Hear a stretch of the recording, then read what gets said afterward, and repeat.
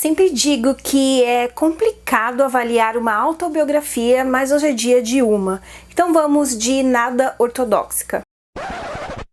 Oi, aqui é a Stephanie, você está no canal Mundos Impressos, seja muito bem-vindo. E hoje é dia de a gente conversar sobre essa obra escrita pela autora estadunidense Deborah Feldman, que se denomina como Judia ex-Hassídica, ou Hassídica. Se vocês souberem como é a pronúncia correta, por favor me auxiliem aí nos comentários, tá bom? Aqui a gente vai se deparar com uma autobiografia da própria autora que vai nos contar, vai nos trazer relatos desde a sua infância nessa comunidade hassídica. Uma comunidade que é principalmente caracterizada por um judaísmo mais rígido, mais intenso, até mesmo pela maneira com que ele surgiu através da necessidade de se opor contra o intelectualismo e se aproximar um pouco mais espiritualmente daquilo que eles consideram divino. Acredito que dentre todas as religiões sempre há uma vertente mais incisiva e digamos que dentro do judaísmo essa é a vertente. A autora até mesmo traz relatos de como essa comunidade em si se distancia de outros judeus por achar que eles não cumprem a religião como se deve. E é justamente nessa realidade mais robusta que a Débora acaba crescendo, se desenvolvendo, tentando o tempo todo se sentir natural ali dentro, ser digna de todas aquelas doutrinas, mesmo que todo o entorno faz com que tudo seja um grande desafio. Não é como se ela desertasse desde o princípio, inclusive nós vamos nos deparar com incontáveis tentativas em que ela tenta e retenta ser digna de tudo aquilo, ser muito fiel ao que a doutrina demanda, mas é como se a própria condição dela naturalmente já dificultasse todas essas tentativas, principalmente pelo fato de que a própria mãe da Débora, ela foi expulsa dessa comunidade por ter se assumido como integrante da comunidade LGBTQIA+, e consequentemente toda a família foi manchada. A Débora então ela acaba sendo criada pelos avós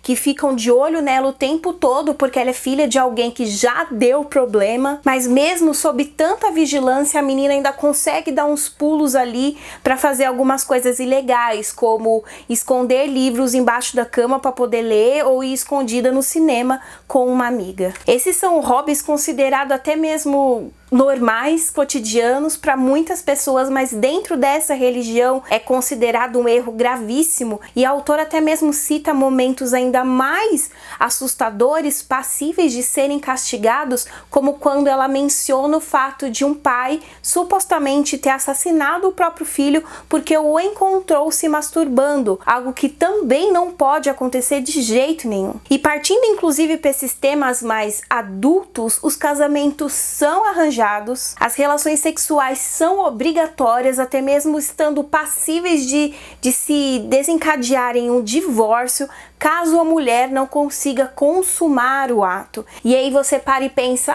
divórcio, legal, uma coisa bem moderna, mas aqui, na verdade, acaba surgindo como uma maneira de resguardar o homem que vai se livrar daquela mulher que é defeituosa para achar uma que de fato consiga consumar o ato. Agora, uma coisa que eu gostaria de pessoalmente refletir com vocês, apesar de estar bem distante da minha realidade, essa religião em si, é o fato de que o marido é terminantemente proibido, é um pecado gravíssimo ele tocar a sua esposa enquanto ela está menstruada. Nesse período a mulher é considerada suja e até mesmo quando ela termina de menstruar, ela tem que ficar ali colhendo num lenço limpo e mostrando para as pessoas da religião que a menstruação dela já acabou há alguns dias para que ela efetivamente possa voltar a ter relações sexuais obrigatórias. Para vocês terem uma noção, o marido sequer pode oferecer um prato de comida para a esposa enquanto ela está menstruada. E eu pessoalmente costumo pensar que é tenebroso o tabu quanto ao assunto menstruação. Até mesmo a gente que está muito fora dessa realidade, a gente já passa por algumas piadinhas bestas, sem graças, quanto a citações como se relacionassem a coisas nojentas, coisas sujas. Então eu fico imaginando o quão terrível mais deve ser para quem vive nessa realidade, uma mulher que menstrua e fica pensando, ninguém pode encostar em mim porque eu estou suja. É como se você renegasse o seu próprio corpo. A autora inclusive menciona que ela sequer sabia que tinha uma vagina. Ela foi descobrir alguns dias antes, pouquíssimos dias antes de se casar, porque uma anciã virou para ela, apontou e disse: olha, é aqui que seu marido vai entrar. Inclusive existem mulheres que, em meio à falta de clima, à obrigação, todo o entorno, não conseguem consumar o ato sexual em si, que tem que ser feito, e acabam fazendo uso de objetos externos que vão abrir a sua vagina, permitindo que o homem faça o que ele tem que fazer. E se você não consegue, é muito possível, inclusive acontece muito com a Débora, a comunidade inteira vai ficar sabendo, porque ele vai sair e vai contar pra todo mundo que você não conseguiu fazer, e a culpa vai ser da mulher, jamais dele. E isso tudo faz eu sinceramente sentir muito medo e perceber quanto a gente pouquíssimo evoluiu. A condição da mulher em algumas culturas e religiões chega a ser tão primitiva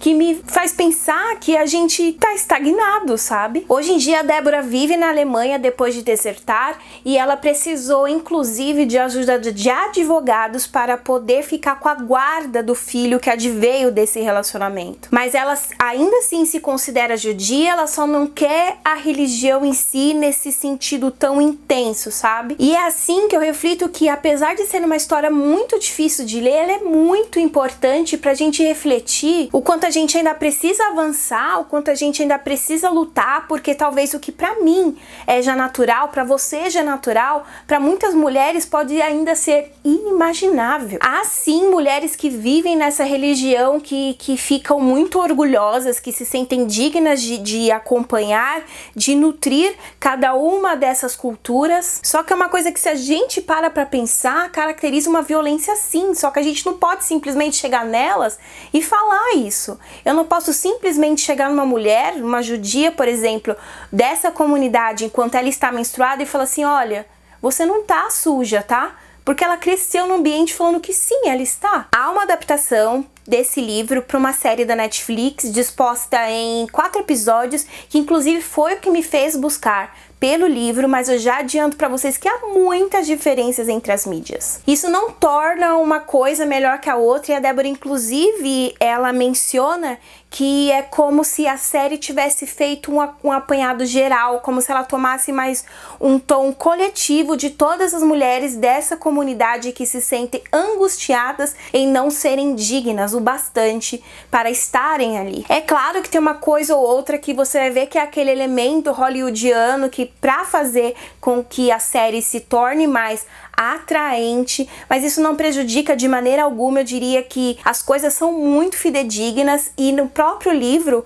tem uma carta da autora falando que gostou muito do resultado, o que me auxilia a confiar mais no que a gente assistiu na TV. Tanto que eu indico muito o livro pra vocês, eu também indico muito a série. Caso você queira ler o livro, eu vou deixar aí no box de informações. A série está no Netflix, 4 episódios, e caso você compre o livro ou qualquer outra coisa pela Amazon no meu link, você vai estar ajudando muito o canal, você vai me ajudar demais, vai ajudar o projeto Mundos Impressos a crescer, e eu vou ser muito grata. Mas você também consegue me ajudar clicando aí embaixo no gostei, se inscrevendo no canal e compartilhando com os amigos. Me contem nos comentários se vocês já leram esse livro, já leram algo semelhante, até porque eu fiquei muito interessada na temática. Talvez vocês conheçam algo que eu não conheço, então por favor me indiquem nos comentários, e embora nutrir ainda mais essa discussão e pensar no que a gente pode fazer diariamente para entender, para compreender, para abraçar ainda mais essa causa, tá bom?